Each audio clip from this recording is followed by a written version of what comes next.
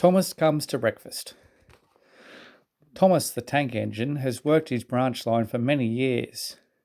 You know just where to stop, Thomas, laughed his driver. You could almost manage it without me. Thomas had become conceited. He didn't realise his driver was joking. Driver says I don't need him now, he told the others. Don't be so daft, snorted Percy. I'd never go without my driver, said Toby earnestly. I'd be frightened. Pooh, boasted Thomas. I'm not scared. You'd never dare. I would then. You'll see. It was dark next morning when the firelighter came. Thomas drowsed comfortably as the warmth spread through his boiler. He woke again in daylight. Percy and Toby were still asleep. Thomas suddenly remembered. Silly stick in the muds, he chuckled. I'll show them. Driver hasn't come yet, so here goes. He cautiously tried first one piston, then the other. They're moving, he whispered. I'll just go out, then I'll stop and whoosh! That'll make them jump.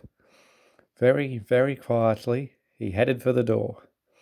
Thomas thought he was being clever, but really he was only moving because a careless cleaner had meddled with his controls. He soon found his mistake. He tried to whoosh, but he couldn't. He tried to stop, but he couldn't. He just kept rolling along. The buffers will stop me, he thought, hopefully, but that siding had no buffers. It just ended at the road. Thomas's wheels left the rails and crunched the asphalt. Horrors, he exclaimed, and shut his eyes. He didn't dare look at what was coming next. The station master's family were having breakfast. They were eating ham and eggs. There was a crash. The house rocked. Broken glass tinkled. Plaster peppered their plates. Thomas had collected a bush in his travels. He peered anxiously into the room through its leaves. He couldn't speak. The station master grimly strode out and shut off steam. His wife picked up her plate. You miserable engine, she scolded. Just look what you've done to our breakfast. Now I shall have to cook some more. She banged the door. More plaster fell. This time it fell on Thomas. Thomas felt depressed. The plaster was tickly. He wanted to sneeze, but he didn't dare in case the house fell on him.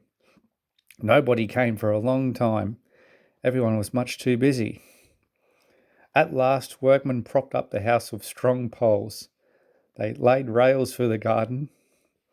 Then the Scottish twin engines, Donald and Douglas, arrived, and puffing hard managed to haul Thomas back to the yard. His funnel was bent.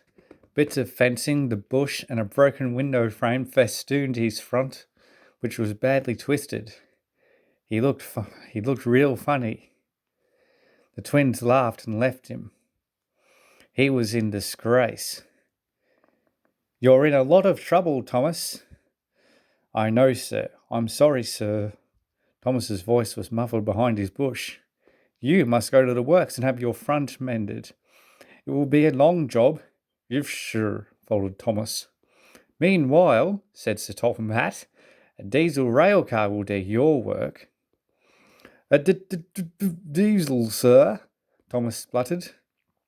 Yes, Thomas. Diesels always stay in their sheds till they are wanted.